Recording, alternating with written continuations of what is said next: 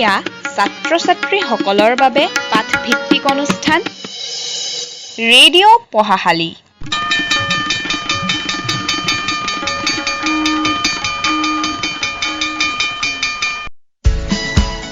Our villages are home to many hidden sporting talents.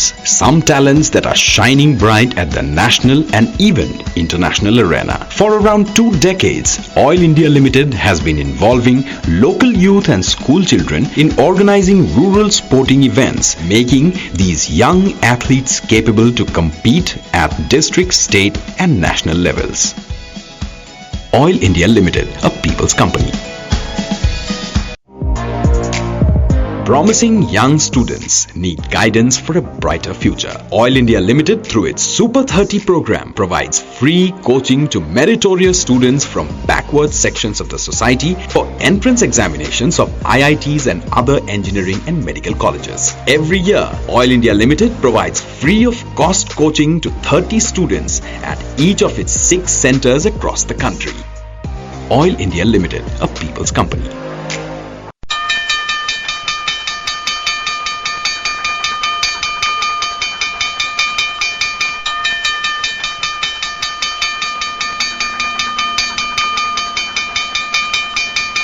এয়া ছাত্ৰ-ছাত্ৰীসকলৰ বাবে পাঠভিত্তিক অনুষ্ঠান ৰেডিঅ' পঢ়াশালী।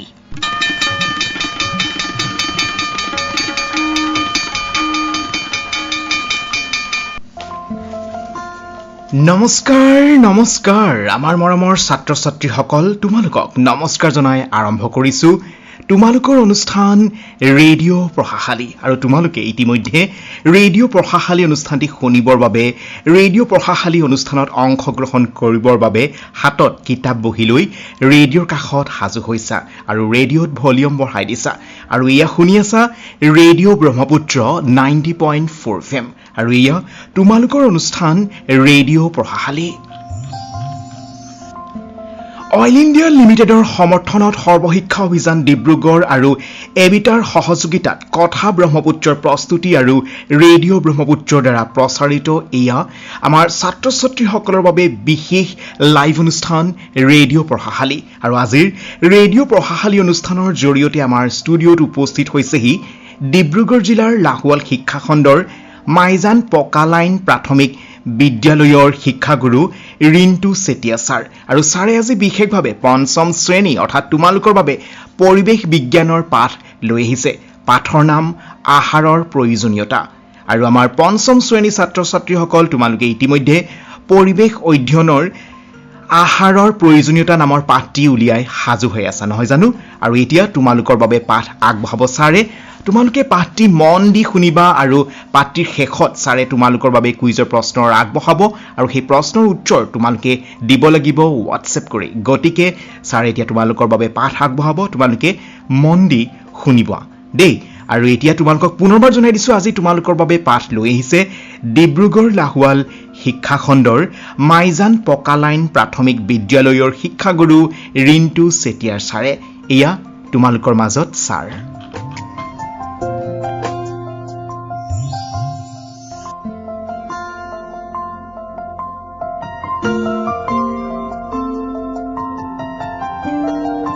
নমস্কাৰ, সুপ্ৰভাত মৰমৰ ছাত্ৰ-ছাত্ৰীসকল। আশা কৰিছোঁ তোমালোক সকলো কুশলে আছা। আৰু বৰ্তমান তোমালোকৰ প্ৰিয় অনুষ্ঠান ৰেডিঅ' পঢ়াশালী শুনিবৰ বাবে আৰু তোমালোকৰ পাঠ ল'বৰ বাবে ৰেডিঅ'ৰ কাষতেই বহি আছা, নহয় জানো? হয় ছাত্ৰ-ছাত্ৰীসকল, আজি আমি আলোচনা কৰিম পঞ্চম শ্ৰেণীৰ পৰিৱেশ অধ্যয়নৰ এটি পাঠ। আৰু পাঠটিৰ নাম হৈছে আহাৰৰ প্ৰয়োজনীয়তা। পঞ্চম শ্ৰেণীৰ পৰিৱেশ অধ্যয়ন বিষয়ৰ পাঠ নম্বৰ 7 আহাৰৰ প্ৰয়োজনীয়তা। এই পাঠটি আলোচনা কৰিম। ছাত্ৰ-ছাত্ৰীসকল, তোমালোকে নিশ্চয় তোমালোকৰ পাঠ্যপুথি আৰু বহী কলম সাজু কৰি লৈছা, নহয় জানো? কাৰণ আমি পাঠটি আলোচনা কৰি যাওঁতে প্ৰয়োজনীয় কথাবোৰো লিখি ৰাখিব লাগিব, নহয়নে? ঠিক আছে ছাত্ৰ-ছাত্ৰীসকল, এতিয়া তোমালোকে উলিয়াই লোৱা পঞ্চম শ্ৰেণীৰ পৰিৱেশ অধ্যয়ন বিষয়ৰ 7 নম্বৰ পাঠ আহাৰৰ প্ৰয়োজনীয়তা। বাৰু তোমালোকে ৰেডিঅ'ৰ পাঠদান ল'বলৈ অহাৰ আগতেই নিশ্চয় আহাৰ গ্ৰহণ কৰি আহিছা নহয় জানো? আমি যেতিয়া আহাৰ খাওঁ আমাৰ ভাল লাগে, বা আমি আহাৰৰ কথা ক'লে আমাৰ মনত অলপ ভালো লাগে নহয় জানো? তোমালোকেও এতিয়া পাঠ ল'বলৈ অহাৰ আগেয়ে নিশ্চয় ঘৰত ৰাতিপুৱা কিবা নহয় কিবা খাই আহিছা নহয় জানো? হয়তো কিছুমানে ৰুটি খাই আহিছা, কিছুমানে ভাত খাই আহিছা, কিছুমানে হয়তো ফল মূল বা ব্ৰেড বা অন্যান্য চাহ বিস্কুট নিশ্চয় খাই আহিছা নহয়নে? কাৰণ আহাৰ নোখোৱাকৈ আমি জীয়াই থাকিব পাৰিম জানো? ভাবি চোৱাচোন তোমালোকে, যে আমি যদি বহু সময় ধৰি আহাৰ গ্ৰহণ নকৰোঁ, আমি যদি একোৱেই নাখাওঁ, তেতিয়াহ'লে আমাৰ কেনেকুৱা লাগিব বাৰু? ঠিকেই ধৰিছা, যে আমাৰ বহু দেৰি যদি আমি আহাৰ নাখাওঁ, তেতিয়াহ'লে হয়তো আমি কাম কৰিবলৈ শক্তিয়ে নাপাম, বা আমাৰ কেনেকুৱা লাগিব, একদম গা বেয়া লাগি যাব নহয়নে? গতিকে আমি আহাৰ খাবলগীয়া হয়। গতিকে মানুহে জীয়াই থাকিবলৈ আহাৰ লাগিবই। সেয়েহে মানুহে জীয়াই থাকিবৰ বাবে আহাৰ গ্ৰহণ কৰে। জীয়াই থাকিবলৈ আমাক আহাৰৰ প্ৰয়োজন। কিন্তু আমি যে আহাৰ খাওঁ, এই আহাৰেনো আমাক কেনেদৰে জীয়াই থকাত সহায় কৰে, আমি কেনেকুৱা ধৰণৰ আহাৰনো খাব লাগে, আহাৰেনো আমাক কেনেদৰে ডাঙৰ দীঘল হোৱাত বা কাম কৰাত বা বিভিন্ন ধৰণৰ কামত কেনেধৰণেনো সহায় কৰে, আহাৰৰ প্ৰয়োজনীয়তানো কি, সেয়া আমি আলোচনা কৰিম নহয়নে? গতিকে আমি গম পালোঁ যে আহাৰ নোখোৱাকৈ আমি জীয়াই থাকিব নোৱাৰোঁ। ছাত্ৰ ছাত্ৰীসকল, অকল মানুহেই নহয়, অন্যান্য সকলো প্ৰাণীয়েই, সকলো জীৱই আহাৰ গ্ৰহণ কৰে। মানুহৰ লগতে অন্যান্য সকলো জীৱই আহাৰ গ্ৰহণ কৰে। আহাৰ গ্ৰহণ কৰিয়েই সকলো প্ৰাণী জীয়াই থাকে। তোমালোকে নিশ্চয় পাইছিলা যে উদ্ভিদেও আহাৰ গ্ৰহণ কৰে, আৰু উদ্ভিদে নিজৰ আহাৰ নিজে প্ৰস্তুত কৰি লয় নহয় জানো? কিন্তু মানুহে নিজৰ আহাৰ নিজে প্ৰস্তুত কৰি ল'ব নোৱাৰে। মানুহে অন্যান্য উপাদানৰ পৰা আহাৰ গ্ৰহণ কৰে। গতিকে আহাৰ নোহোৱাকৈ আমি জীয়াই থাকিব নোৱাৰোঁ, আৰু আহাৰৰ পৰাই আমি কাম কৰিবলৈ শক্তি পাওঁ। আমি যে লাহে লাহে সৰুৰ পৰা ডাঙৰ দীঘল হৈ গৈ আছোঁ, তোমালোকে নিশ্চয় সৰু হৈ আছিলা প্ৰথমতে নহয় জানো? কথা ক'ব নোৱাৰিছিলা, তাৰপিছত লাহে লাহে তোমালোকে ডাঙৰ হৈ গৈ আছা। এতিয়া তোমালোকে ক্লাছ 5ত, 5ম শ্ৰেণীত পঢ়ি আছা নহয়নে? গতিকে তোমালোকে সৰুৰ পৰা ডাঙৰ হৈ গৈ আছা নহয়? গতিকে তোমালোকৰ কি হৈছে বাৰু? শৰীৰৰ গঠন আৰু আকাৰ বৃদ্ধি হৈছে নহয়নে? গতিকে কিয় তেনেকুৱা হৈছে বাৰু? কাৰণ আহাৰৰ পৰাই আমি কাম কৰিবলৈ শক্তি পাওঁ, আৰু আমাৰ শৰীৰৰ গঠন আৰু বৃদ্ধিত আহাৰে সহায় কৰে।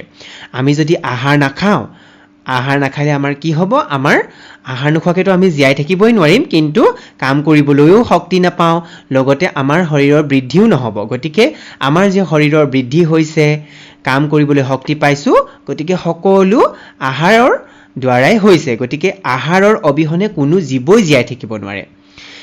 এতিয়া যে আমি বিভিন্ন ধৰণৰ আহাৰ খাওঁ, ৰাতিপুৱা, দুপৰীয়া, গধূলি, ৰাতি, আমি বা অন্যান্য বিভিন্ন সময়ত আমি বিভিন্ন প্ৰকাৰৰ আহাৰ গ্ৰহণ কৰোঁ নহয়নে? সেই আহাৰবিলাকৰ পৰানো আমি কি পাওঁ? তোমালোকে বাৰু কেতিয়াবা ভাবি চাইছানে? আমি যে ৰুটি খাওঁ, ভাত খাওঁ, বিভিন্ন ধৰণৰ ফল মূল খাওঁ, তাৰ পৰানো আমি কি পাওঁ? আহাৰেনো আমাক কেনেকৈ ডাঙৰ দীঘল হোৱাত বা কাম কৰিবলৈ শক্তি দিয়ে, বা আমি কেনেধৰণেনো আমাক সহায় কৰে, কেতিয়াবা ভাবি চাইছানে বাৰু? হয়, আমি যে এই আহাৰবিলাক খাওঁ, বিভিন্ন প্ৰকাৰৰ আহাৰ, তোমালোকে যিয়ে নোখোৱা, সকলো আহাৰৰ জৰিয়তে আমি কিছু নহয় বিভিন্ন ধৰণৰ পুষ্টিকাৰক দ্ৰব্য পাওঁ। ঠিকেই, আমি যে আহাৰ খাওঁ, এই ভাত খাওঁ, ৰুটি খাওঁ, ফল মূল খাওঁ, মাছ মাংস আদি কৰি সকলো বিভিন্ন ধৰণৰ আহাৰ খাওঁ। গতিকে সেই আহাৰবিলাকৰ পৰা আমি কি পাওঁ? আমি খোৱা আহাৰত বিভিন্ন ধৰণৰ পুষ্টিকাৰক দ্ৰব্য থাকে। তোমালোকে নিশ্চয় ভাবিছা যে আহাৰবিলাকতনো কি পুষ্টিকাৰক দ্ৰব্য থাকে? আমি দেখোন নেদেখোঁৱেই। যেতিয়া আমি ভাত খাওঁ, তেতিয়াতো আমি ভাতকেইটাহে দেখোঁ, আমিনো কেনেকৈ পুষ্টিকাৰক দ্ৰব্য পাওঁ? তোমালোকে নিশ্চয় ভাবিছা নহয় জানো? ঠিকেই, আমি যে বিভিন্ন ধৰণৰ আহাৰ খাওঁ, সেই আহাৰবিলাক আমি ক'ৰ পৰা পাওঁ? বিভিন্ন ধৰণৰ উদ্ভিদৰ পৰা পাওঁ, নহয় জানো? উদ্ভিদৰ পৰা বিভিন্ন ধৰণৰ প্ৰাণীৰ পৰা আমি খোৱা আহাৰবিলাকৰ প্ৰস্তুত কৰা হয়, নহয়নে? উদ্ভিদৰ পৰা আমাৰ ৰুটি, ভাত, চাউলৰ পৰা ভাত, আমাৰ বিভিন্ন ধৰণৰ ফল মূল, আমি সকলো উদ্ভিদৰ পৰা বা প্ৰাণীৰ পৰা আমি আমাৰ প্ৰয়োজনীয় আহাৰবিলাক গ্ৰহণ কৰোঁ বা আমি সংগ্ৰহ কৰোঁ, নহয়নে?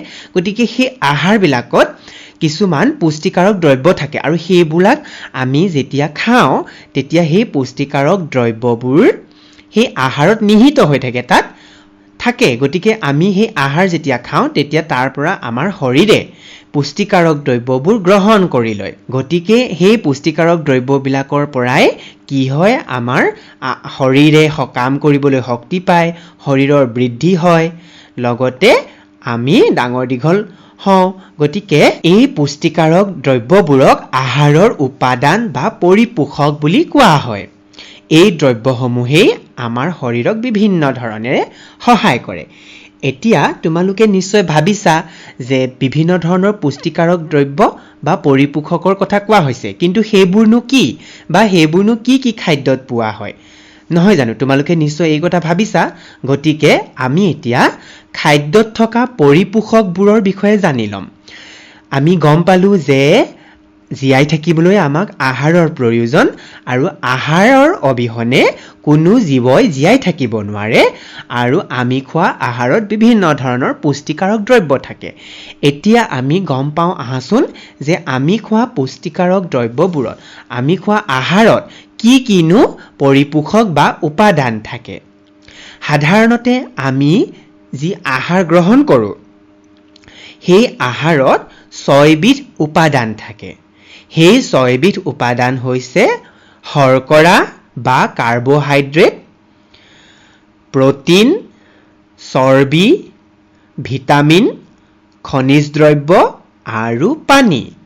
তোমালোকে মনত ৰাখিবা যে আহাৰত থকা 6 বিধ উপাদান বা পৰিপোষক হৈছে শৰ্কৰা বা কাৰ্বহাইড্ৰেট, প্ৰটিন, চৰ্বি, ভিটামিন বা খাদ্যপ্ৰাণ, খনিজ দ্ৰব্য আৰু পানী। আমি খোৱা বিভিন্ন আহাৰত এই 6 বিধ উপাদান থাকে আৰু আমি খোৱা আহাৰৰ পৰাই আমি এই পৰিপোষকসমূহ লাভ কৰোঁ। এতিয়া আমি কি কি উপাদান পালোঁ? শৰ্কৰা বা কাৰ্বহাইড্ৰেট, প্ৰটিন, চৰ্বি, ভিটামিন, খনিজ দ্ৰব্য আৰু পানী। এতিয়া এই 6 বিধ উপাদাননো কি কি আহাৰত, অৰ্থাৎ আমি খোৱা কেনেকুৱা আহাৰত থাকে আৰু এইবিলাকেনো আমাক কেনেদৰে সহায় কৰে সেই বিষয়ে জানি লওঁ আহাচোন। আহাৰৰ প্ৰথম উপাদানটো কৈছিলোঁ শৰ্কৰা বা কাৰ্বহাইড্ৰেট, নহয়নে? আহাৰত থকা যিবোৰ উপাদানে শৰীৰক শক্তি যোগায় সেইবোৰ হৈছে শৰ্কৰা বা কাৰ্বহাইড্ৰেট আৰু চৰ্বি। এতিয়া প্ৰথম উপাদানটো আমি পাইছোঁ শৰ্কৰা। গতিকে শৰ্কৰা বা কাৰ্বহাইড্ৰেটে কি কৰে? আমাৰ শৰীৰক শক্তি যোগায়। গতিকে আমি কাম কৰিবলৈ শক্তি পাওঁ। গতিকে যদি আমি খোৱা আহাৰত যদি শৰ্কৰা নাথাকে তেতিয়াহ'লে কি হ'ব? আমি কাম কৰিবলৈ শক্তি নাপাম। সেয়েহে আমি খোৱা প্ৰধান আহাৰত কি থাকিব লাগে? শৰ্কৰা বা কাৰ্বহাইড্ৰেট। শাৰীৰিক পৰিশ্ৰম কৰা মানুহক শৰ্কৰা জাতীয় খাদ্যৰ বেছি প্ৰয়োজন হ'ব, কাৰণ তেওঁ বেছি শক্তি লাগিব। সেয়েহে আমি খোৱা আহাৰত কি হ'ব লাগিব? শৰ্কৰা বা কাৰ্বহাইড্ৰেট বেছিকৈ থাকিব লাগিব। লগতে আহাৰৰ আন এটা উপাদান হৈছিলে চৰ্বি। এই চৰ্বিৰ পৰাও আমি শক্তি পাওঁ আৰু এই চৰ্বিসমূহে আমাক অধিক শক্তি দিয়ে। গতিকে আহাৰৰ দুটা উপাদানৰ কথা আমি পাইছোঁ, সেইকেইটা হৈছে শৰ্কৰা আৰু চৰ্বি। এই উপাদান কেইটাৰ জৰিয়তে কি হয়? আমাৰ শৰীৰে শক্তি লাভ কৰে। গতিকে আহাৰত থকা যিবোৰ উপাদানে শৰীৰক শক্তি যোগায় সেইবোৰ হৈছে শৰ্কৰা বা কাৰ্বহাইড্ৰেট আৰু চৰ্বি। এতিয়া আমি খোৱা কি কি আহাৰতনো শৰ্কৰা থাকে বা চৰ্বিজাতীয় উপাদান থাকে আমি জানি লওঁ আহাচোন। আমি ভাত খাওঁ, নহয়নে? ভাত, ৰুটি, চেনি, গুড়, আলু, মিঠা আলু, ৰঙা আলু, কল, মৌ, আখৈ, চিৰা, মুড়ি, পকা কঁঠাল, পকা আম, কুঁহিয়াৰ ইত্যাদি। আমি এইবিলাক আহাৰৰ পৰা শৰ্কৰা জাতীয় উপাদান পাওঁ। ছাত্ৰ ছাত্ৰীসকল, তোমালোকে মনত ৰাখিবা যে আমি শৰ্কৰা জাতীয় উপাদান কি কি খাদ্যৰ পৰা পাওঁ। এতিয়া তোমালোকে নিশ্চয় গম পাইছা যে আমি সদায় ভাত বা ৰুটি কিয় খাওঁ, নহয়নে? কাৰণ ভাত বা ৰুটিত কি থাকে? শৰ্কৰা থাকে। আৰু শৰ্কৰা যদি আমি নাপাওঁ, কাৰ্বহাইড্ৰেট যদি আমি নাপাওঁ, তেতিয়াহ'লে কি হ'ব? আমি শক্তি নাপাম। শৰ্কৰাই আমাৰ শৰীৰক শক্তি যোগায়, গতিকে আমি কাম কৰিবলৈ শক্তি পাওঁ। গতিকে আমি শৰ্কৰা জাতীয় খাদ্য সদায় খাব লাগিব, তেতিয়াহে আমি শক্তি পাম। আৰু এই শৰ্কৰা জাতীয় উপাদান থকা খাদ্যবোৰ কি কি বুলি ক'লো? ভাত, ৰুটি, চেনি, গুড়, আলু, মিঠা আলু, ৰঙা আলু, কল, মৌ, আখৈ, চিৰা, মুড়ি, পকা কঁঠাল, পকা আম, কুঁহিয়াৰ, চাউলৰ পৰা প্ৰস্তুত কৰা বিভিন্ন ধৰণৰ মিঠাই, বিভিন্ন ধৰণৰ সামগ্ৰী, পিঠা ইত্যাদি। গতিকে ছাত্ৰ ছাত্ৰীসকল মনত ৰাখিবা যে এই খাদ্যবিলাকৰ পৰা আমি শৰ্কৰা পাওঁ আৰু শৰ্কৰাই আমাক শৰীৰক শক্তি যোগায়। লগতে আমি কৈছিলোঁ যে চৰ্বিজাতীয় খাদ্য সামগ্ৰী, যিবিলাকৰ পৰাও আমি শক্তি পাওঁ বা এইবিলাকে আমাক বেছি শক্তি দিয়ে। এই চৰ্বিজাতীয় উপাদান থকা খাদ্য সামগ্ৰীবোৰ হৈছে তেল, ঘিউ, মাখন, নাৰিকল, সৰিয়হ, বাদাম, তিল, চৰ্বিযুক্ত মাংস ইত্যাদি। ছাত্ৰ ছাত্ৰীসকল, আমি যে তেল, ঘিউ, মাখন, সৰিয়হ, বাদাম এইবোৰ খাওঁ, তেতিয়াহ'লে এইবিলাকৰ পৰা আমি কি পাওঁ? এইবিলাকৰ পৰা আমি চৰ্বিজাতীয় উপাদান পাওঁ। গতিকে চৰ্বিজাতীয় উপাদানেও আমাৰ শৰীৰক শক্তি যোগায়। ছাত্ৰ ছাত্ৰীসকল, এতিয়া গম পালানে যে শৰ্কৰা জাতীয় আৰু চৰ্বিজাতীয় খাদ্যৰ কাম কি, আৰু এই শৰ্কৰা জাতীয় বা চৰ্বিজাতীয় উপাদান কি কি খাদ্যৰ পৰা আমি পাব পাৰোঁ? বাৰু, এতিয়া আমি আন এটা উপাদানৰ কথা আলোচনা কৰিম। সেয়া হৈছে প্ৰটিন জাতীয় খাদ্য। ছাত্ৰ ছাত্ৰীসকল, প্ৰটিন জাতীয় খাদ্য, প্ৰটিন জাতীয় উপাদানে আমাক কেনেদৰে সহায় কৰে? আহাৰৰ যিবিধ উপাদানে শৰীৰৰ গঠন আৰু বৃদ্ধিত সহায় কৰে, সেইবিধ হৈছে প্ৰটিন জাতীয় উপাদান। ছাত্ৰ ছাত্ৰীসকল, তোমালোকে যে তোমালোকৰ শৰীৰটো বৃদ্ধি হৈছে, লাহে লাহে তোমালোকে সৰুৰ পৰা ডাঙৰ হৈ আহিছা, গতিকে তোমালোকৰ বৃদ্ধিত সহায় কৰা উপাদানবিধ হৈছে প্ৰটিন। ল'ৰা ছোৱালীৰ বাবে প্ৰটিন জাতীয় খাদ্য বৰ প্ৰয়োজনীয়, কাৰণ আমি বৃদ্ধি হ'বৰ বাবে, আমাৰ শৰীৰৰ ভালদৰে সুস্বাস্থ্যসন্মতভাৱে বৃদ্ধি হ'বৰ বাবে আমাক প্ৰটিন জাতীয় উপাদান বৰ প্ৰয়োজনীয়। সেয়েহে প্ৰটিন জাতীয় উপাদান সৰু ল'ৰা ছোৱালীয়ে বেছিকৈ গ্ৰহণ কৰিব লাগে। আহাৰৰ যিবিধ উপাদানে শৰীৰৰ গঠন আৰু বৃদ্ধিত সহায় কৰে, সেইবিধেই হৈছে প্ৰটিন জাতীয় উপাদান। গতিকে ছাত্ৰ ছাত্ৰীসকল, এতিয়া আমি জানি লওঁ আহাচোন যে প্ৰটিন জাতীয় উপাদান কি কি খাদ্যৰ পৰানো আমি পাব পাৰোঁ। আৰু তোমালোকে প্ৰটিন জাতীয় খাদ্য বেছিকৈ খাবা দেই, তেতিয়াহে তোমালোকে ভালদৰে ডাঙৰ দীঘল হ'ব পাৰিবা, তোমালোকৰ বেমাৰ আজাৰ নহ'ব, তোমালোকে শক্তিশালীকৈ আগবাঢ়ি যাব পাৰিবা। এতিয়া আমি জানি লওঁ আহাচোন যে প্ৰটিন জাতীয় উপাদান কি কি খাদ্যতনো থাকে। প্ৰটিন জাতীয় উপাদান থকা খাদ্যবোৰ হৈছে গাখীৰ, দৈ, কণী, মাছ, মাংস, দাইল, মটৰ, মাকৈ, উৰহি, বুট, লেচেৰা মাহ, চয়াবিন, কাঠফুলা ইত্যাদি। ছাত্ৰ ছাত্ৰীসকল, এতিয়া গম পালানে যে প্ৰটিন জাতীয় উপাদান থকা খাদ্যবোৰ কি কি? গাখীৰ, দৈ, কণী, মাছ, মাংস, দাইল, মটৰ, মাকৈ, উৰহি, বুট, লেচেৰা মাহ, চয়াবিন, কাঠফুলা ইত্যাদি। এই খাদ্য সামগ্ৰীবিলাক গ্ৰহণ কৰিলে আমাৰ কি হ'ব? আমাৰ শৰীৰৰ গঠন আৰু বৃদ্ধি ভালদৰে হ'ব। গতিকে ছাত্ৰ ছাত্ৰীসকল, তোমালোকে প্ৰটিন জাতীয় খাদ্য খুব বেছিকৈ খাবা। তাৰপিছতেই ছাত্ৰ ছাত্ৰীসকল, আমি আন এবিধ অত্যন্ত গুৰুত্বপূৰ্ণ উপাদানৰ বিষয়ে আলোচনা কৰোঁ আহা। সেয়া হৈছে ভিটামিন আৰু খনিজ পদাৰ্থ। ভিটামিন আৰু খনিজ পদাৰ্থ। ভিটামিন আৰু খনিজ পদাৰ্থইনো আমাক কেনেদৰে সহায় কৰে?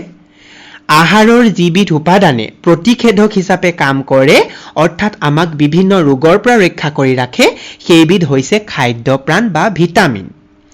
আকৌ আহাৰত থকা খনিজ দ্ৰব্যই দেহৰ তেজ আৰু হাড় গঠন কৰাত সহায় কৰে। ছাত্ৰ ছাত্ৰীসকল, আমি ভালদৰে সুস্বাস্থ্যৰে থাকিবলৈ হ'লে আমাৰ কি হ'ব লাগিব? বেমাৰ আজাৰ হ'ব নালাগিব, নহয়নে? আৰু আমাৰ হাড়ৰ গঠন মজবুত হ'ব লাগিব, দেহত তেজ থাকিব লাগিব। গতিকে আমাক নিৰোগী হৈ থাকিবলৈ কোনবিধ উপাদানে সহায় কৰে? খাদ্যপ্ৰাণ বা ভিটামিন আৰু খনিজ দ্ৰব্য। গতিকে আমি এই খাদ্যপ্ৰাণ বা ভিটামিন জাতীয় উপাদান থকা খাদ্যবিলাক গ্ৰহণ কৰিব লাগে। ভিটামিন বা খনিজ দ্ৰব্য অভাৱত আমাৰ শৰীৰত কেতিয়াবা বহুতো বেমাৰ আজাৰে দেখা দিব পাৰে। খাদ্যপ্ৰাণ বা খনিজ পদাৰ্থৰ আমাৰ শৰীৰৰ পৰা কমি গ'লে আমাৰ বিভিন্ন ধৰণৰ অভাৱজনিত ৰোগ হয়। প্ৰথমতে এতিয়া জানি লওঁ আহাচোন যে আমি কেনেকুৱা খাদ্যৰ পৰানো ভিটামিন আৰু খনিজ পদাৰ্থ পাম। ছাত্ৰ ছাত্ৰীসকল, তোমালোকে কিন্তু খাদ্যপ্ৰাণ বা ভিটামিন আৰু খনিজ পদাৰ্থ থকা খাদ্য সামগ্ৰী গ্ৰহণ কৰিবই লাগিব, তেতিয়াহে তোমালোকে নিৰোগী হৈ থাকিবা। চোৱাচোন, এতিয়া ভিটামিন আৰু খনিজ পদাৰ্থ কি কি খাদ্য সামগ্ৰীৰ পৰা পাওঁ? সেউজীয়া শাক পাচলি, গাজৰ, বিলাহী, আমলখি, নেমু টেঙা, শিলিখা, অমৰা, মধুৰিআম, তিতা কেৰেলা, কাচকল, সুমথিৰা, পালেং, ব্ৰাহ্মী শাক, কলডিল, পচলা, কচু, বিভিন্ন প্ৰকাৰৰ শাক পাচলি আৰু বিভিন্ন প্ৰকাৰৰ বতৰৰ ফল মূল, এই সকলোবিলাকৰ পৰা আমি ভিটামিন আৰু খনিজ পদাৰ্থ পাওঁ। গতিকে ছাত্ৰ ছাত্ৰীসকল, আমি ভিটামিন আৰু খনিজ পদাৰ্থ পাবলৈ হ'লে তেন্তে শাক পাচলি বেছিকৈ খাব লাগিব, নহয়নে? শাক পাচলি, ফল মূল, নেমু টেঙা, আমলখি, শিলিখা, অমৰা, এই ফল মূলবিলাক বেছিকৈ খাব লাগিব। তেতিয়া কি হ'ব? আমাৰ শৰীৰত ৰোগ প্ৰতিৰোধ ক্ষমতা বাঢ়িব, অৰ্থাৎ তেতিয়া আমি নিৰোগী হৈ থাকিব পাৰিম। তেতিয়া আমাৰ গাত বেছি বেমাৰ আজাৰ নহ'ব আৰু তেতিয়া আমি সুস্থ সবল হৈ আগবাঢ়ি যাব পাৰিম, নহয়নে? গতিকে ছাত্ৰ ছাত্ৰীসকল, তোমালোকেও ভিটামিন বা খনিজ পদাৰ্থ থকা খাদ্য সামগ্ৰী গ্ৰহণ কৰিবা। কেতিয়াও শাক পাচলি বা অন্যান্য যিবিলাক ফল মূল সেইবিলাক নেখাওঁ বুলি নক'বা। যদি এইবিলাকৰ অভাৱ হয় তেতিয়া বহুতো বেমাৰ আজাৰ হয়, সেয়া এতিয়া আমি আলোচনা কৰিম। লগতে আমাৰ শৰীৰৰ এটা অতি দৰকাৰী উপাদান হৈছে পানী। শাক পাচলিত 90%তকৈ অধিক পানী থাকে। আমি বিভিন্ন ধৰণৰ শাক পাচলি খাওঁ, সেই শাক পাচলিবিলাকত পানী সোমাই থাকে, কিন্তু তাৰ উপৰিও আমি পানী গ্ৰহণ কৰিব লাগে। মাছ মাংসত 60ৰ পৰা আৰু 80% পৰ্যন্ত পানী থাকে। আমাৰ শৰীৰক দিনটোৰ সতেজতা বৰ্তাই ৰাখিবলৈ বহুতো পানী দৰকাৰ হয়। সেয়েহে তোমালোকে নিতৌ 7 বা 8 গিলাচকৈ পানী গ্ৰহণ কৰিবা। ছাত্ৰ ছাত্ৰীসকল, পানীয়েই প্ৰাণীৰ প্ৰাণ। পানী নোখোৱাকৈ আমি জীয়াই থাকিবই নোৱাৰিম, নহয়নে? ছাত্ৰ ছাত্ৰীসকল, আমি আহাৰৰ 6বিধ উপাদানৰ বিষয়ে আৰু এই উপাদানসমূহনো আমি কি কি খাদ্যৰ পৰা পাব পাৰোঁ সেয়া আমি গম পালোঁ। তেন্তে তোমালোকে ছাত্ৰ ছাত্ৰীসকল এখন তালিকা প্ৰস্তুত কৰি ল'বা আৰু সেই তালিকা মতেই তোমালোকে বিভিন্ন খাদ্য সামগ্ৰী গ্ৰহণ কৰিবলৈ চেষ্টা কৰিবা, কাৰণ এই খাদ্যবিলাকৰ জৰিয়তে আমি আমাৰ 6বিধ উপাদান পাম। এতিয়া তোমালোকে শৰ্কৰা জাতীয় খাদ্য, প্ৰটিন জাতীয় খাদ্য, চৰ্বি জাতীয় খাদ্য, ভিটামিন আৰু খনিজ পদাৰ্থ জাতীয় খাদ্যৰ তালিকা প্ৰস্তুত কৰি সেই অনুসৰি আমাৰ নিতৌ খাবলগীয়া খাদ্য সামগ্ৰীবোৰ গ্ৰহণ কৰিবা। বাৰু ছাত্ৰ ছাত্ৰীসকল, আমি আমাৰ শৰীৰক নিতৌ প্ৰয়োজন হোৱা আটাইবোৰ উপাদান একেবিধ আহাৰতে পাওঁ জানো? কেতিয়াও নাপাওঁ। আমাৰ শৰীৰক প্ৰয়োজন হোৱা শৰ্কৰা, প্ৰটিন, চৰ্বি, ভিটামিন আৰু খনিজ দ্ৰব্য যিবোৰ আহাৰত প্ৰয়োজনীয় পৰিমাণত পোৱা যায়, সেইবোৰ আহাৰেই হৈছে সুষম আহাৰ। ছাত্ৰ ছাত্ৰীসকল, এতিয়া তোমালোকে ভাবি চোৱাচোন, আমি যদি কেৱল ভাত খাওঁ তেতিয়াহ'লে আমি ভাতৰ পৰা কেৱল কি পাম শৰ্কৰা জাতীয় খাদ্যহে পাম বাকি প্ৰটিন জাতীয় খাদ্য বা আমাৰ ভিটামিন জাতীয় বা খনিজ পদাৰ্থ এইবিলাকটো আমি কেতিয়াও নাপাওঁ গতিকে কেৱল মাত্ৰ এবিধ আহাৰকে সুষম আহাৰ বুলি ক'ব নোৱাৰি আমি আগত পাই অহা সকলো উপাদান যেতিয়া আমাৰ খাদ্য আমি খোৱা খাদ্যত থাকিব তেতিয়া তেনেকুৱা আহাৰক কোৱা হৈছে সুষম আহাৰ আৰু আমি সদায় সুষম আহাৰহে খাব লাগে তেতিয়াহে আমি আমাৰ শৰীৰটোক সুস্বাস্থ্য কৰি আমাৰ শৰীৰটোক নিৰোগী কৰি আমি সকলো কামতে আগবাঢ়িব পাৰিম সকলো কামই কৰিব পাৰিম এতিয়া সুষম আহাৰ বুলিলে বহু দামী আহাৰক কোনো বুজায় বহু দামী আহাৰক সুষম আহাৰ বুলি ক'ব নোৱাৰি আমি সাধাৰণতে ঘৰত সুষম আহাৰ নিজে প্ৰস্তুত কৰি ল'ব পাৰোঁ বা কম মূল্যতে প্ৰস্তুত কৰি ল'ব পাৰোঁ উদাহৰণ স্বৰূপে আমি যদি আমাৰ আহাৰত ভাত দাইল শাক-পাচলিৰ তৰকাৰী গাজৰ বা বিলাহীৰ সালাড বা চাটনি আৰু লগতে ফল-মূল খাওঁ বা গাখীৰ কণী এইবিলাক যদি খাওঁ তেতিয়াহ'লে সেইয়াই আমাৰ বাবে সুষম আহাৰ হৈ পৰিব লগতে আমি বিভিন্ন সময়ত আমি আমাৰ এই খাদ্য সামগ্ৰীবিলাক সলনি কৰি খাব লাগে তেতিয়া আমি আমাৰ খাদ্যত থকা সকলো উপাদানেই লাভ কৰিম গতিকে তোমালোকেও শৰ্কৰা জাতীয় প্ৰটিন জাতীয় চৰ্বি জাতীয় ভিটামিন আৰু খনিজ পদাৰ্থ জাতীয় খাদ্য সামগ্ৰীৰ তালিকা প্ৰস্তুত কৰি ল'বা আৰু সেই অনুসৰি সেই খাদ্য সামগ্ৰী বা সেই খাদ্য গ্ৰহণ কৰিবলৈ চেষ্টা কৰিবা আৰু এই সম্পৰ্কত তোমালোকৰ মা দেউতাকো ক'বা তেতিয়া তোমালোকে চাবা তোমালোকে সুস্বাস্থ্যৰে থাকিব পাৰিবা আৰু আহাৰত থকা সকলো উপাদানেই লাভ কৰিব পাৰিবা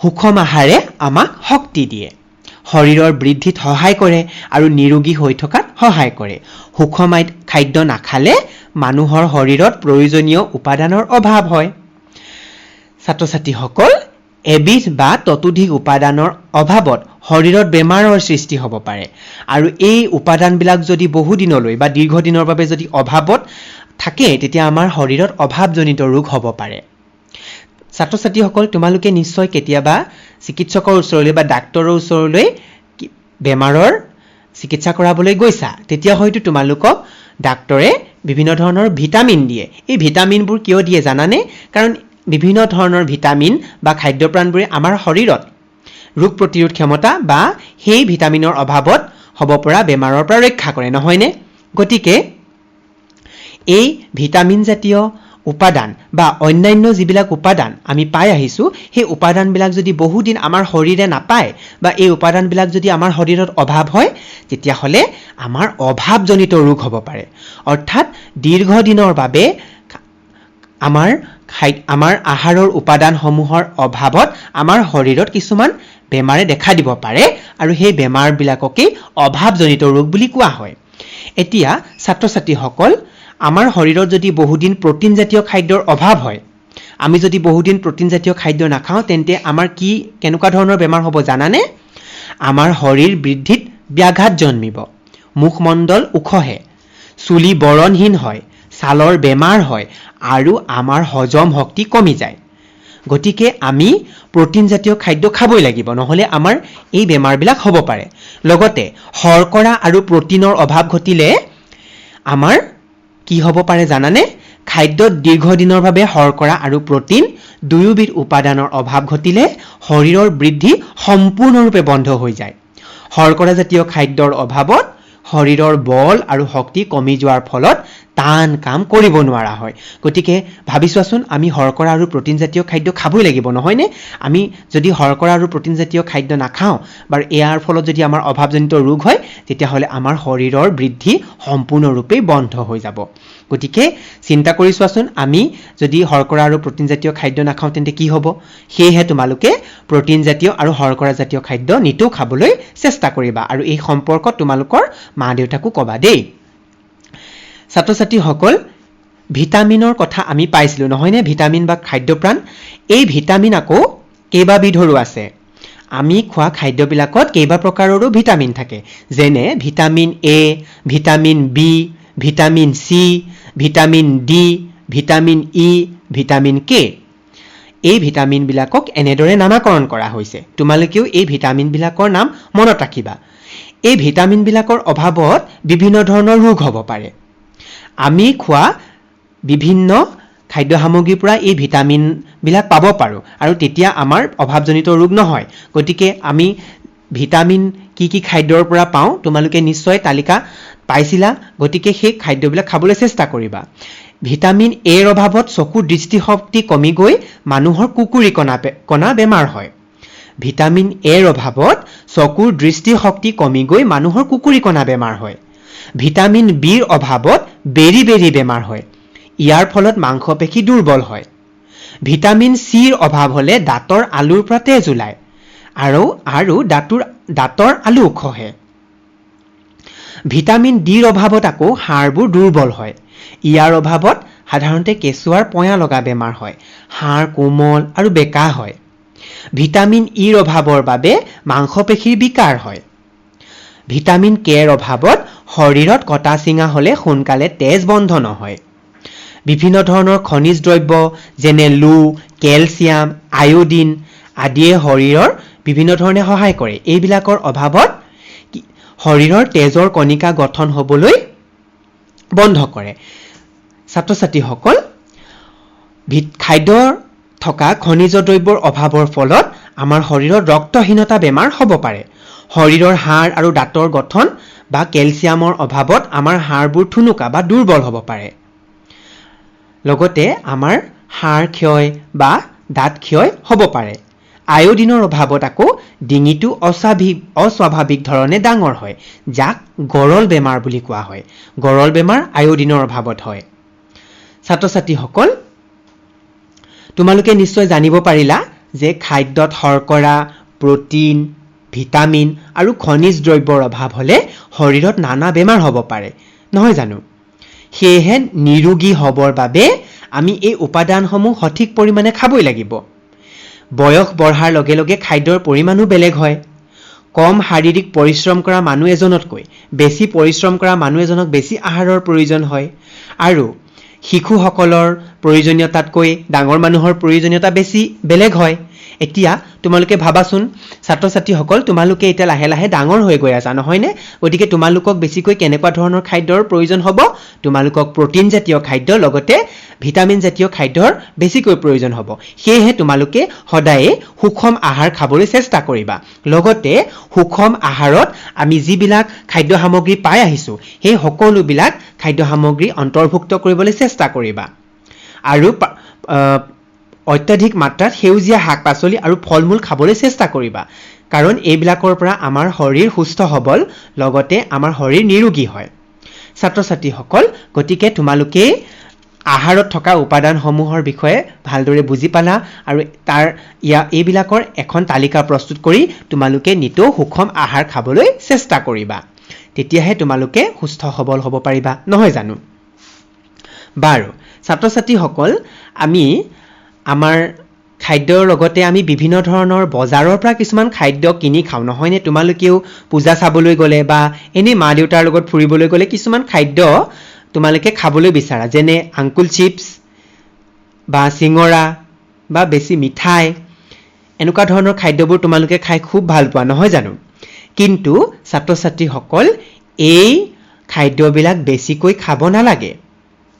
ছাত্ৰ ছাত্ৰীসকল, এই খাদ্যবিলাকে আমাৰ শৰীৰক সহায় কৰাৰ সলনি আমাৰ শৰীৰক অপকাৰহে কৰে।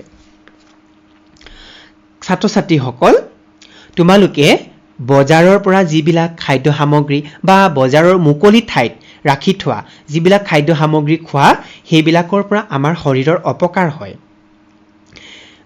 বেছি চৰ্বিযুক্ত খাদ্য খোৱাটো আমাৰ শৰীৰৰ বাবে উপকাৰী, কাৰণ চিঙৰা, লুচি, আলুৰ চিপছ, ঘিউ, মাখন আদি খাই খুব ভাল লাগে, কিন্তু এইবিলাকত বেছিকৈ কি থাকে? চৰ্বি থাকে। এই খাদ্যবোৰ বেছি পৰিমাণে খোৱা অনুচিত, কাৰণ বেছি চৰ্বিযুক্ত খাদ্য খোৱাৰ ফলত আমাৰ শৰীৰত বহুত বেছি চৰ্বি বা মেদ জমা হৈ মেদবহুলতা দেখা দিয়ে। ইয়াৰ ফলত আমাৰ শৰীৰটো বহুত ডাঙৰ হৈ যাব পাৰে, আমি বহুত শকত হৈ যাব পাৰোঁ। ইয়াৰ ফলত শৰীৰৰ ওজন অস্বাভাৱিকভাৱে বৃদ্ধি পায়, শৰীৰ শকত হৈ গৈ থাকে, অতি সোনকালে ভাগৰ লগাৰ বাবে কাম কৰিবলৈ অসুবিধা হয়, এলাহ বেছিকৈ লাগে, পৰিশ্ৰম কৰিব নোৱাৰা হয় আৰু আমি লাহে লাহে কি হৈ পৰোঁ, এলেহুৱা হৈ পৰোঁ, আমি কামবিলাক কৰিব নোৱাৰোঁ। সেইবাবে এনেকুৱা ধৰণৰ খাদ্যবোৰ বেছিকৈ খাব নালাগে। এই খাদ্যবোৰ একেবাৰেই খাব নালাগে, কাৰণ ই আমাৰ শৰীৰৰ বাবে অপকাৰী নহয় জানো। সেয়েহে ছাত্ৰ ছাত্ৰীসকল, তোমালোকে বজাৰৰ মুকলিত বিক্ৰী কৰা বা বজাৰৰ পৰা বিভিন্ন ধৰণৰ যিবিলাক পেকেটত বস্তু থাকে সেইবোৰ তোমালোকে বেছিকৈ কিনি নাখাবা, কাৰণ ইয়াৰ ফলত আমাৰ শৰীৰৰ অপকাৰ হয়। সেই আমি বেছিকৈ আমাৰ শৰীৰটোক সুস্থ সবল কৰি ৰাখিবৰ বাবে বেছিকৈ খেলা ধূলা আৰু ব্যায়াম কৰিব লাগে। লগতে পৰ্যাপ্ত পৰিমাণে পানী খাব লাগে। পানী পৰিষ্কাৰ যেন দেখিলেও বিশুদ্ধ নহ'বও পাৰে, সেয়েহে নিতৌ যথেষ্ট পৰিমাণে পানী খোৱাৰ লগতে আমি যে পৰিষ্কাৰ পানীহে খাব লাগে। আৰু তোমালোকে সদায় পানী শোধন কৰিহে বা উতলাই ঠাণ্ডা কৰিহে খাবা।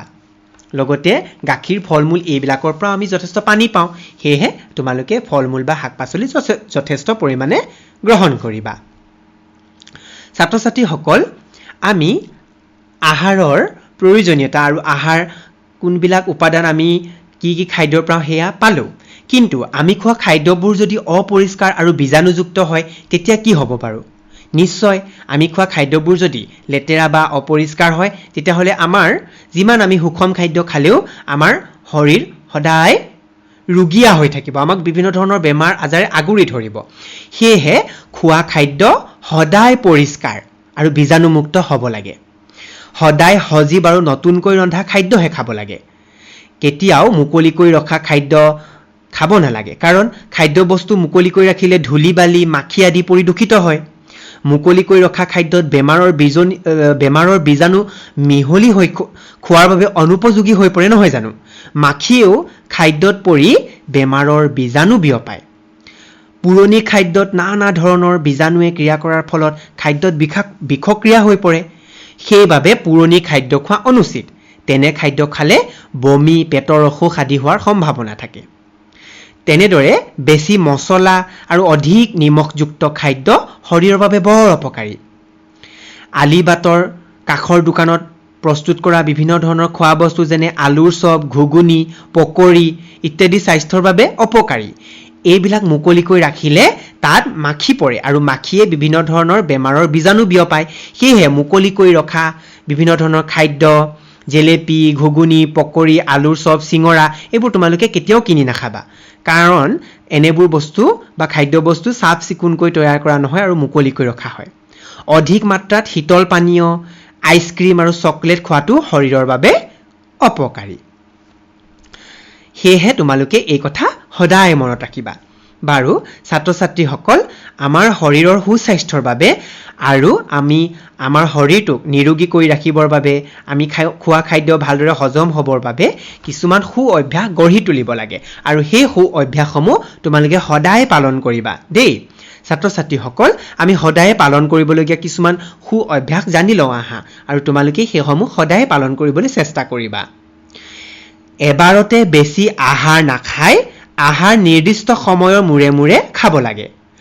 আহাৰ ভালদৰে চুবাই খাব লাগে। লৰালৰিকৈ কেতিয়াও আহাৰ খাব নালাগে।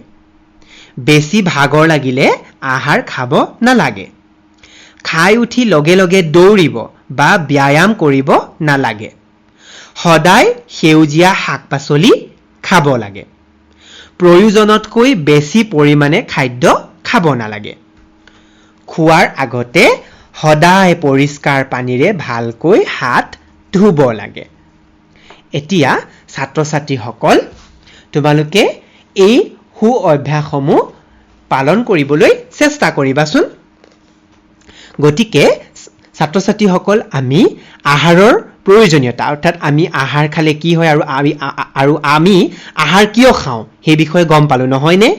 আৰু আমি খোৱা বিভিন্ন খাদ্যত আমি কি কিনো উপাদান পাওঁ সেই বিষয়ে গম পালোঁ, আৰু এইবোৰৰ গুণাগুণৰ বিষয়ে বুজি পালোঁ নহয়নে? শাৰীৰিক আৰু মানসিক বিকাশ আৰু সুস্বাস্থ্যৰ বাবে আমাৰ খাদ্যৰ উপাদানবোৰ কি কি? প্ৰটিন, শৰ্কৰা, চৰ্বি, ভিটামিন, খনিজ লৱণ আৰু পানী, আৰু এইবিলাকৰ প্ৰয়োজনীয়তাৰ বিষয়ে আমি আলোচনা কৰিলোঁ। আৰু আমি আলোচনা কৰিলোঁ যে আমি সদায় সুষম আহাৰহে খাব লাগে আৰু এই সুষম আহাৰৰ পৰা আমি বিভিন্ন ধৰণৰ আহাৰত থকা উপাদানসমূহ বা পৰিপোষকসমূহ লাভ কৰোঁ আৰু আমাৰ পৰিপোষকবিলাকৰ অভাৱত বিভিন্ন ধৰণৰ অভাৱজনিত ৰোগ হ'ব পাৰে গতিকে ইয়াৰ পৰা হাত সাৰি থাকিবলৈ আমি সেই উপযুক্ত খাদ্য সামগ্ৰী খাব লাগিব নহয়নে আৰু খাদ্যত আয়োডিনযুক্ত নিমখে ব্যৱহাৰ কৰিব লাগে কাৰণ আয়োডিনযুক্ত নিমখৰ পৰা আমি আয়োডিন পাওঁ আৰু আমি যধে মধে যি টি খাদ্য কেতিয়াও খাব নালাগে কাৰণ তেনেবোৰ খাদ্যৰ পৰা আমাৰ শৰীৰৰ অপকাৰ হ'ব পাৰে নহয়নে বাৰু ছাত্ৰ ছাত্ৰীসকল তেন্তে জীয়াই থাকিবৰ বাবে আমাক আহাৰৰ প্ৰয়োজন বাৰু ছাত্ৰ ছাত্ৰীসকল আমি আহাৰৰ প্ৰয়োজনীয়তাৰ সম্পৰ্কত আলোচনা কৰিলোঁ এতিয়া তোমালোকৰ পাঠ্যপুথিত থকা পাঠৰ লগত সংলগ্ন থকা প্ৰশ্নসমূহৰ উত্তৰ কৰিবলৈ চেষ্টা কৰিবাচোন আৰু এইসমূহ তোমালোকে উত্তৰসমূহ কৰি তোমালোকে শিক্ষক বা শিক্ষয়িত্ৰীক দেখুৱাবা বাৰু এতিয়া তোমালোকক মই কেইটামান কুইজৰ প্ৰশ্ন দিম এই কুইজৰ প্ৰশ্নসমূহ তোমালোকে কৰিবলৈ চেষ্টা কৰিবা লগতে ৰেডিঅ' পঢ়াশালী অনুষ্ঠানলৈ তাৰ উত্তৰসমূহ পঠিয়াবা দেই ছাত্ৰ ছাত্ৰীসকল তোমালোকে কুইজৰ প্ৰশ্নকেইটা লিখি লোৱাচোন তাৰ পিছতে আমি আমাৰ দ্বিতীয় শৈক্ষিক সমল যিসমূহ তোমালোকে ইতিমধ্যে লাভ কৰিছা দ্বিতীয় স্বশিক্ষণ সমল সেই স্বশিক্ষণ সমল আলোচনা কৰিম তোমালোকে নিশ্চয় ইতিমধ্যে তোমালোকৰ হাতত পৰা দ্বিতীয় স্বশিক্ষণ সমলসমূহ নিশ্চয় চেষ্টা কৰিছা কৰিবলৈ গতিকে এই ক্ষেত্ৰত আমি হেয়া আলোচনা কৰিম গতিকে তোমালোকে এতিয়া কুইজৰ প্ৰশ্নকেইটা ভালদৰে মন দি শুনি লোৱা আৰু লিখি লোৱা লগতে ইয়াৰ উত্তৰসমূহ পঠাবলৈ চেষ্টা কৰিবা প্ৰথম কুইজৰ প্ৰশ্নটো হৈছে আমাৰ শৰীৰক বেমাৰৰ পৰা ৰক্ষা কৰা উপাদানটো কি আমাৰ শৰীৰক বেমাৰৰ পৰা ৰক্ষা কৰা উপাদানটো কি অপচন ক চৰ্বি আৰু প্ৰটিন অপচন খ ভিটামিন আৰু খনিজ দ্ৰব্য প্ৰথম প্ৰশ্নটো কি ক'লো আমাৰ শৰীৰক বেমাৰৰ পৰা ৰক্ষা কৰা উপাদানটো কি অপচন ক চৰ্বি আৰু প্ৰটিন অপচন খ ভিটামিন আৰু খনিজ দ্ৰব্য দ্বিতীয় প্ৰশ্নটো হৈছে কি ভিটামিনৰ অভাৱত চকুৰ দৃষ্টিশক্তি কমে কি ভিটামিনৰ অভাৱত চকুৰ দৃষ্টিশক্তি কমে অপচন ক এ ভিটামিন অপচন খ চি ভিটামিন কি ভিটামিনৰ অভাৱত চকুৰ দৃষ্টিশক্তি কমে অপচন ক এ ভিটামিন অপচন খ চি ভিটামিন তৃতীয় প্ৰশ্নটো হৈছে আমলখিত কি ভিটামিন পোৱা যায় আমলখিত কি ভিটামিন পোৱা যায় অপচন ক চি ভিটামিন অপচন খ ডি ভিটামিন চতুৰ্থ প্ৰশ্নটো হৈছে আমাৰ শৰীৰৰ অলাগতিয়াল পদাৰ্থবোৰ বাহিৰ কৰাত সহায় কৰা খাদ্যবিধ হ'ল অপচন ক শাক-পাচলি অপচন খ পানী আমাৰ শৰীৰৰ অলাগতিয়াল পদাৰ্থবোৰ বাহিৰ কৰাত সহায় কৰা খাদ্যবিধ হ'ল অপচন ক শাক-পাচলি অপচন খ পানী পঞ্চম তথা অন্তিম প্ৰশ্নটি হৈছে আয়োডিনৰ অভাৱত হোৱা বেমাৰবিধ হ'ল গৰল বেমাৰ অপচন খ কুকুৰিকণা বেমাৰ আয়োডিনৰ অভাৱত হোৱা বেমাৰবিধ হ'ল অপচন ক গৰল বেমাৰ অপচন খ কুকুৰিকণা বেমাৰ ছাত্ৰ ছাত্ৰীসকল এইকেইটাই আছিলে আমাৰ আজিৰ কুইজৰ প্ৰশ্ন তোমালোকে কুইজৰ প্ৰশ্নকেইটা নিশ্চয় ভালদৰে শুনিলা আৰু লিখিলা প্ৰয়োজন হলে মই পুনৰ কুইজৰ প্ৰশ্নকেইটা কৈ দিম এতিয়া ছাত্ৰ ছাত্ৰীসকল আমি আমাৰ শৈক্ষিক সমলৰ কিছু কথা আলোচনা কৰি লওঁ আহা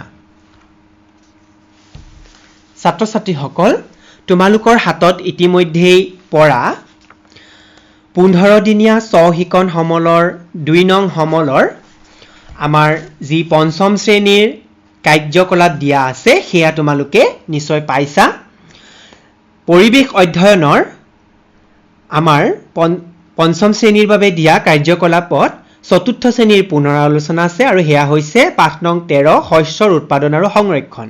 তোমালোকে নিশ্চয় সমল নং 2ৰ পৰিৱেশ অধ্যয়ন উলিয়াই লৈছা। ইয়াত তোমালোকক প্ৰথমতেই দিয়া হৈছে এটা দফা আৰু সেই দফাটো পঢ়ি তোমালোকক এটা ক্ৰিয়াকলাপ কৰিবলৈ দিয়া হৈছে। মই দফাটো এবাৰ পঢ়ি দিছোঁ আৰু ক্ৰিয়াকলাপটো তোমালোকক বুজাই দিম, তোমালোকে সেই ধৰণে কৰিবলৈ চেষ্টা কৰিবা। দফাটোত কৈছে অসম এখন কৃষিভিত্তিক ৰাজ্য। ধান, মাহ, সৰিয়হ আদিকে ধৰি অসমত বিভিন্ন ধৰণৰ শস্যৰ খেতি কৰা হয়। অসমত বাৰিষা আৰু খৰালি দুয়োটা সময়তে খেতি কৰা হয়। খেতি কৰি অধিক শস্যৰ উৎপাদনৰ বাবে খেতিত যথেষ্ট পৰিমাণৰ পানী, পলসুৱা মাটি, সূৰ্যৰ পোহৰ, তাপ আদিৰ আৱশ্যক। পলসুৱা মাটিত গছৰ বৃদ্ধিৰ বাবে প্ৰয়োজনীয় জৈৱিক সাৰ থাকে। উন্নতমানৰ বীজ, জৈৱিক সাৰ আৰু কীটনাশক দ্ৰব্যৰ ব্যৱহাৰ, ট্ৰেক্টৰ, পাৱাৰ টিলাৰ আদি উন্নত ব্যৱস্থাৰ জৰিয়তে খেতি কৰি অধিক শস্য উৎপাদন কৰিব পাৰি। শস্যৰ উৎপাদনৰ লগতে উৎপাদিত শস্যবোৰ ভালদৰে সংৰক্ষণ কৰি ৰখাটো অতি আৱশ্যক। বিভিন্ন ধৰণৰ খাদ্য শস্য সংৰক্ষণৰ বাবে বিভিন্ন সংৰক্ষণ ব্যৱস্থা গ্ৰহণ কৰিব পাৰি। যেনে ধান ৰখাৰ বাবে ভঁৰাল, সৰিয়হৰ বাবে দুলি, বীজ সংৰক্ষণৰ বাবে টোম, শাক পাচলি, ফল মূল আদি বহুদিনলৈ সতেজ ৰখাৰ বাবে ৰেফ্ৰিজাৰেটৰ, শীতল ভঁৰাল আৰু বিভিন্ন কৃষিজাত শস্য ৰাখিবৰ বাবে পণ্যাগাৰ আদি। এয়াই আছিলে তোমালোকক প্ৰদান কৰা দফাটো। এতিয়া তোমালোকক এটা ক্ৰিয়াকলাপ কৰিবলৈ দিয়া হৈছে। সেয়া হৈছে 3টা পাত্ৰ বা খালী টিন ল'বা। তোমালোকে 3টা পাত্ৰ বা পেলনীয়া টিন ল'বা আৰু 3 প্ৰকাৰৰ মাটি সংগ্ৰহ কৰি পাত্ৰ 3টাত ভৰাই ল'বা। এটা পাত্ৰত ভৰাবা পলসুৱা মাটি, এটা পাত্ৰত ভৰাবা বালিচহীয়া আৰু এটা পাত্ৰত বোকা মাটি। এনেদৰে 3টা পাত্ৰত মাটি ভৰাই ল'বা আৰু 3টা পাত্ৰৰ প্ৰতিটোতে এটাকৈ পানীত তিয়াই থোৱা বুট মাহ পুতি দিবা আৰু কেইদিনমান ৰ'দত থৈ দিবা। প্ৰতিদিনে পাত্ৰ কেইটাত পানী দি লক্ষ্য কৰিবা কি হৈছে। ছাত্ৰ ছাত্ৰীসকল 5 দিনৰ পাছত তোমালোকে পলসুৱা মাটি থকা পাত্ৰটোত কেনেকুৱা পৰিৱৰ্তন হৈছে, বালিচহীয়া মাটি থকা পাত্ৰটোত কেনেকুৱা পৰিৱৰ্তন হৈছে আৰু বোকা মাটি থকা পাত্ৰটোত কেনেকুৱা পৰিৱৰ্তন হৈছে সেয়া লিখিবা। লগতে 12 দিনৰ পাছতো কেনেকুৱা ধৰণৰ পৰিৱৰ্তন হৈছে সেয়াও লিখিবা। এতিয়া 12 দিনৰ পাছত পৰ্যবেক্ষণ কৰি তোমালোকে কি পালা সেয়া তোমালোকৰ এই সমলত দিয়া নিৰ্দিষ্ট ঠাইত লিখিবা। কোন প্ৰকাৰৰ মাটিত বুট মাহটোৰ পুলি আটাইতকৈ বেছি বৃদ্ধি পাইছে আৰু কোন প্ৰকাৰৰ মাটিত পুতি দিয়া বুট মাহৰ পুলিটো বঢ়া নাই সেয়াও লিখিবা। আৰু কিয় সেই মাটিত গছ পুলি বৃদ্ধি হৈছে লিখিবা। ছাত্ৰ ছাত্ৰীসকল নিশ্চয় তোমালোকে দফাটো পঢ়ি বুজি পাইছা যে পলসুৱা মাটিত সাধাৰণতে আমাৰ শস্যৰ উৎপাদন ভাল হয়। কাৰণ পলসুৱা মাটিত শস্যৰ বাবে প্ৰয়োজনীয় উপাদান বা বিভিন্ন ধৰণৰ জৈৱিক সাৰ মিহলি হৈ থাকে আৰু পলসুৱা মাটিয়ে পানী ধৰি ৰাখিব পাৰে। সেয়েহে পলসুৱা মাটিত গছ পুলি বৃদ্ধি ভাল হয়। গতিকে তোমালোকে এই পৰ্যবেক্ষণটো নিজে কৰি চাবাচোন, তোমালোকৰ খুব ভাল লাগিব আৰু তোমালোকে সেই পৰ্যবেক্ষণ নিজে কৰাৰ পাছত টোকা বহীত লিখিবা। লগতে তোমালোকক ক্ৰিয়াকলাপ 2 দিয়া হৈছে কেইটামান খালী ঠাইৰ প্ৰশ্ন। পাঠটো পঢ়ি তোমালোকে সেই প্ৰশ্নসমূহৰ উত্তৰ কৰিব লাগে। তোমালোকক দিয়া প্ৰথম খালী ঠাইটো হৈছে মাটিত সাধাৰণতে ডেছ আৰু বালি দানা থাকে। গতিকে মাটিত সাধাৰণতে ডেছ, বোকা আৰু বালিৰ দানা থাকে। মাটিত সাধাৰণতে বোকা আৰু বালিৰ দানা থাকে। দ্বিতীয়তে দিছে ডেছ মাটিয়ে প্ৰয়োজনীয় পানী ধৰি ৰাখিব পাৰে। পলসুৱা মাটিয়ে প্ৰয়োজনীয় পানী ধৰি ৰাখিব পাৰে। 3 নম্বৰতে দিছে ডেছ অসমৰ প্ৰধান কৃষিজাত শস্য। ধান অসমৰ প্ৰধান কৃষিজাত শস্য। তাৰপিছতে দিছে গোবৰ, প্ৰাণীৰ মলমূত্ৰ, সাৰৰ গুৰি, কেঁচুসাৰ আদি হৈছে ডেছ সাৰ। গোবৰ, প্ৰাণীৰ মলমূত্ৰ, সাৰৰ গুৰি, কেঁচুসাৰ আদি হৈছে জৈৱিক সাৰ। তাৰপিছতে দিছে ডেছত ফল মূল শাক পাচলি আদি কিছুদিনলৈ সতেজ কৰি ৰাখিব পাৰি। ৰেফ্ৰিজাৰেটৰত ফল মূল শাক পাচলি আদি কিছুদিনলৈ সতেজ কৰি ৰাখিব পাৰি। তাৰ পাছতেই দিছে পণ্যাগাৰত শস্যবোৰ ডেছ বাবে নিৰ্দিষ্ট উষ্ণতাত ৰখা হয়। পণ্যাগাৰত শস্যবোৰ বহুদিন ভালে ৰাখিবৰ বাবে নিৰ্দিষ্ট উষ্ণতাত ৰখা হয়। আৰু শেষত দিছে শীতল কৰি ৰাখিব পৰা ভঁৰালেই হৈছে ডেছ। শীতল কৰি ৰাখিব পৰা ভঁৰালেই হৈছে শীতল ভঁৰাল।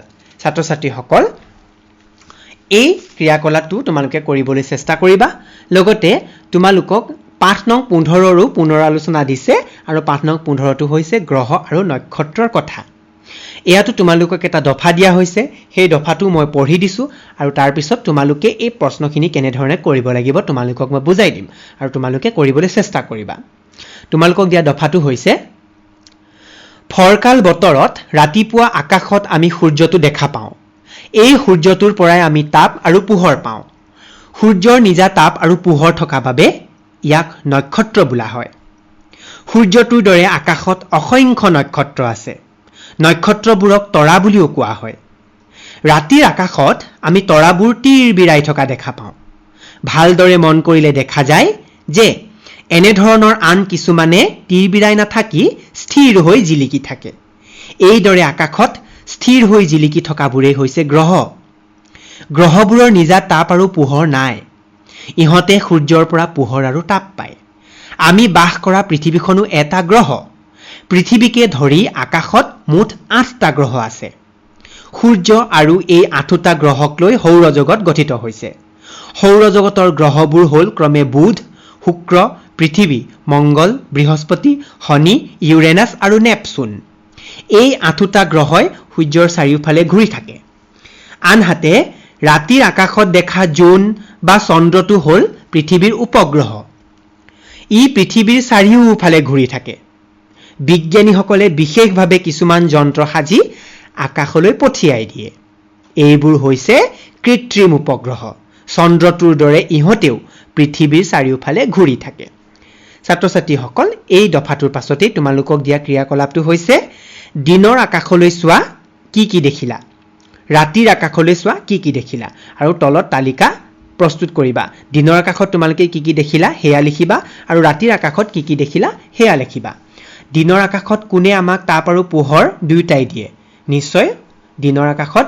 আমাক তাপ আৰু পোহৰ সূৰ্যৰ দিয়ে নহয়নে ৰাতিৰ আকাশত কোনে পোহৰ দিয়ে ৰাতিৰ আকাশত চন্দ্ৰ আৰু তৰাবোৰে আমাক পোহৰ দিয়ে কিন্তু জোনৰ বা চন্দ্ৰৰ নিজা পোহৰ নাই পাঠটো পঢ়া আৰু পাঠৰ সহায়ত তলৰ প্ৰশ্নৰ শুদ্ধ উত্তৰবোৰ বাছি উলিয়াবলৈ দিছে তোমালোকক এই ক্ৰিয়াকলাপটো তোমালোকে কৰিবৰ বাবে গ্ৰহ আৰু নক্ষত্ৰৰ পাঠটো গ্ৰহ আৰু নক্ষত্ৰৰ কথা চতুৰ্থ শ্ৰেণীৰ পাঠ নং 15 পাঠটি ভালদৰে পঢ়িবা আৰু তাৰ পিছতে তলৰ ক্ৰিয়াকলাপখিনি কৰিবা তোমালোকে ক্ৰিয়াকলাপ কৰোঁতে মন দিবা যে ইয়াত তোমালোকক কি সুধিছে প্ৰথমতে তোমালোকক সুধিছে যে সৌৰজগতৰ মুঠ গ্ৰহৰ সংখ্যা হ'ল 7টা 8টা 9টা 10টা শুদ্ধ উত্তৰটো কি হ'ব 8টা সূৰ্যৰ আটাইতকৈ ওচৰত থকা গ্ৰহটো হ'ল পৃথিৱী মংগল বুধ বৃহস্পতি সূৰ্যৰ আটাইতকৈ ওচৰত থকা গ্ৰহটো হ'ল বুধ গ্ৰহ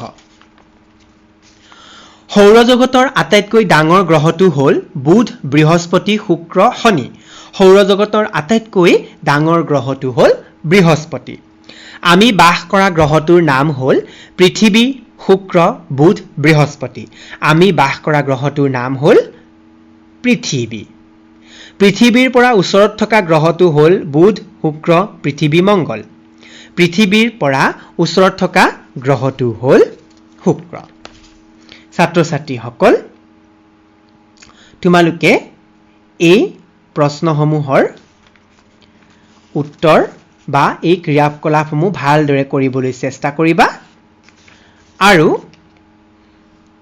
তোমালোকৰ পাঠসমূহ নিয়মীয়াকৈ অভ্যাস কৰিবা বাৰু ছাত্ৰ-ছাত্ৰীসকল তেন্তে আজি আমি আমাৰ পঞ্চম শ্ৰেণীৰ 7 নম্বৰ পাঠ আহাৰৰ প্ৰয়োজনীয়তা আলোচনা কৰিলোঁ লগতে আমাৰ শৈক্ষিক 15 দিনীয়া স্ব-শিকন সমলো আলোচনা কৰিলোঁ আশা কৰিছোঁ তোমালোকে প্ৰয়োজনীয় কথাবোৰ তোমালোকে লিখি ৰাখিছা আৰু লগতে কুইজৰ প্ৰশ্নকেইটাও ভালদৰে টুকি লৈছা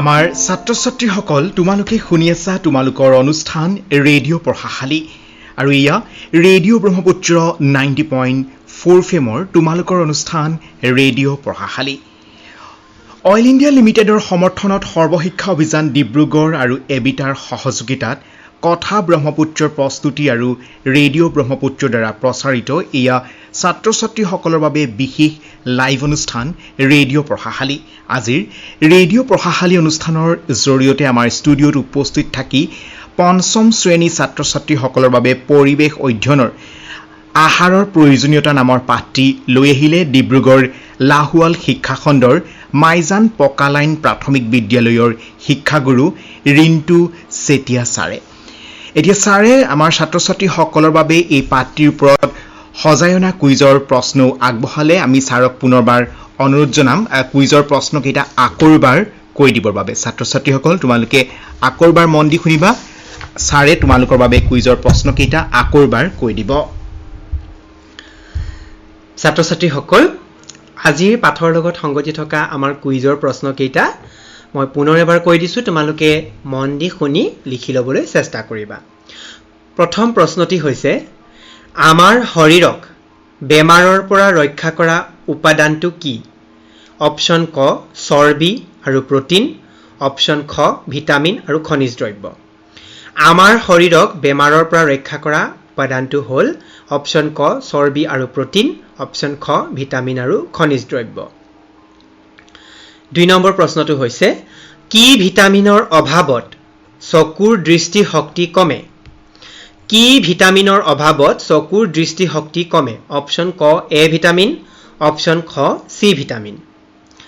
আমলখিত কি ভিটামিন পোৱা যায়? তৃতীয় প্ৰশ্নটো হৈছে, আমলখিত কি ভিটামিন পোৱা যায়?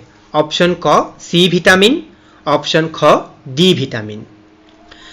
আমাৰ শৰীৰৰ অলাগতিয়াল পদাৰ্থবোৰ বাহিৰ কৰাত সহায় কৰা খাদ্যবিধ হ'ল অপশ্যন ক শাক পাচলি, অপশ্যন খ পানী।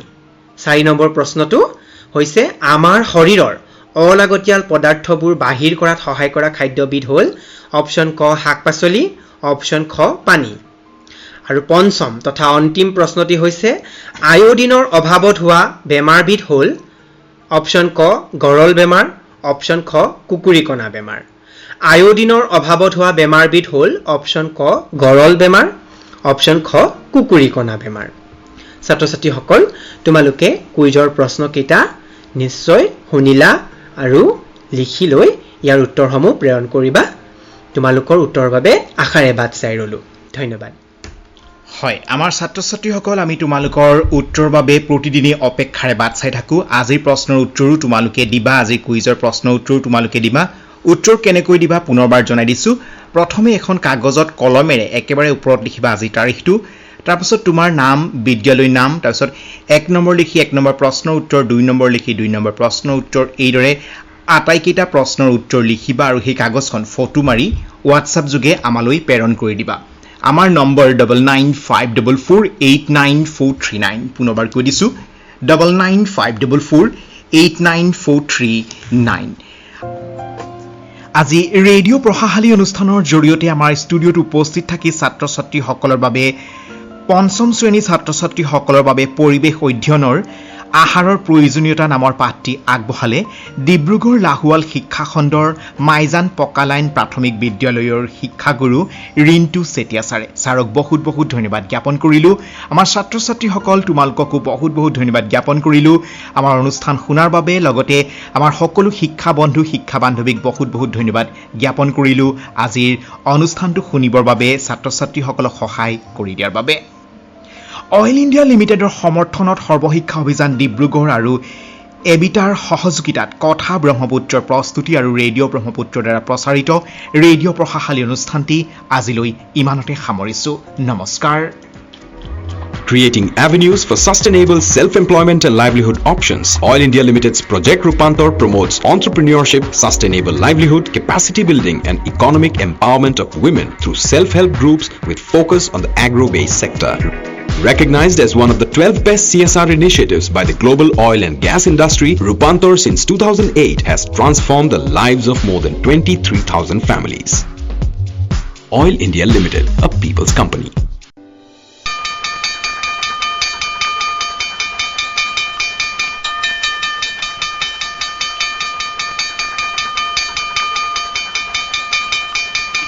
এয়া ছাত্ৰ ছাত্ৰীসকলৰ বাবে পাঠভিত্তিক অনুষ্ঠান ৰেডিঅ' পঢ়াশালী।